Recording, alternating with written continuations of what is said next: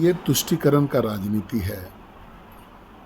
इस देश में कोई भी रोड हो, कोई भी सड़क हो, वहाँ से कोई भी जुलूस का आना जाना बैंड नहीं है।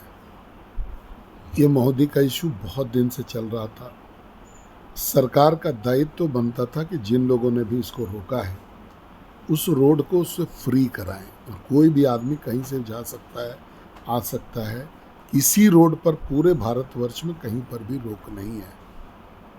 सरकार जब नाकाम हुई तो कोई व्यक्ति, कोई ग्रुप, समूह अगर उस काम को करता है और लोकतंत्र को बचाता है तो उस पर सरकार की जो कार्रवाई है, इसको दमनात्मक कार्रवाई ही हम लोग कहेंगे, दमन ही बोलेंगे इसको। लेकिन ठीक है, आज अमन जेल में है। हम लोग प्रयास करेंगे कि सबसे पहले कि वो बाहर निकले।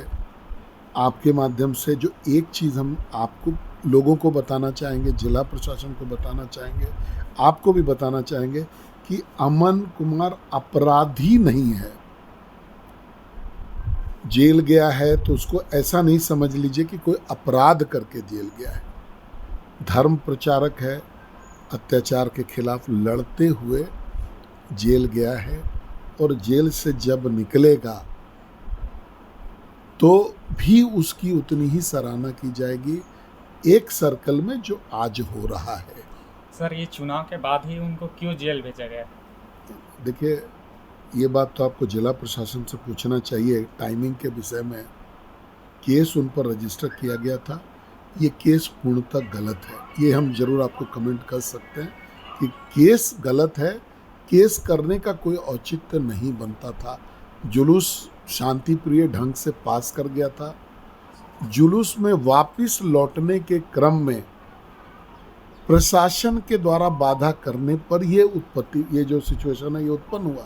ये दोनों समुदाय में से किसी ने सिचुएशन को क्रिएट नहीं किया। जुलूस गुजर गया।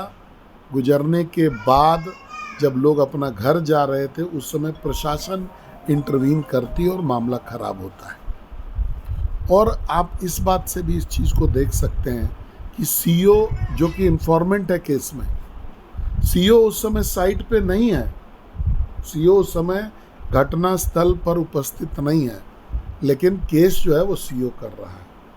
आप समझ सकते हैं कि केस फैब्रिकेटेड है, केस बहुत दम नहीं है केस में। लेकिन अब जिस प्रकार की सरकार इस राज्य में है, उससे हम लोग यही उम्मीद कर सकते हैं कि वो जातिगत तरीके से तुष्टीकरण करेगी, एक वर्ग विशेष को फ़ायदा पहुंचाने का, उनके इशारे पे काम करने का काम करेगी। मैं तो आपके माध्यम से ये भी पूछना चाहता हूं कि जब जुलूस निकला उस समय पुलिस प्रशासन कहाँ था, और किस रांची से किसने फ़ोन किया? प्रशासन को ये बताना चाहिए कि रांची से किसका फ़ोन आया जिसके बाद की ये कार्रवाई करने की ज़रूरत पड़ी, ये केस करने की ज़रूरत पड़ी। देखिए, किसी एक व्यक्ति पर जो है उंगली उठाना कितना उचित होगा तो हम नहीं जानते हैं, लेकिन पूरा सरकार इसी एक काम में लगा हुआ। जीटी रोड का इस्तेमाल गौ तस्करी में हो रहा है, वो किसके कहने पर हो रहा है ये भी जांच का विषय है। यहाँ रामनवमी में डीजे नहीं बजता है, वो किसके इशारे पर है?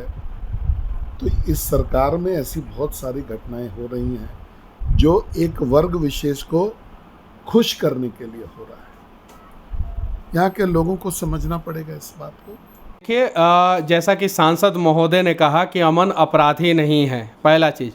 और सांसद महोदय ने ही कहा कि जब जुलूस शांतिपूर्वक चला गया था और उसके बाद से वापस आ रहा था, तो कहीं नहीं तो कहीं इसमें साजिश की बू आ रही है, और साजिश के तहत अमन कुमार को फंसाया गया है।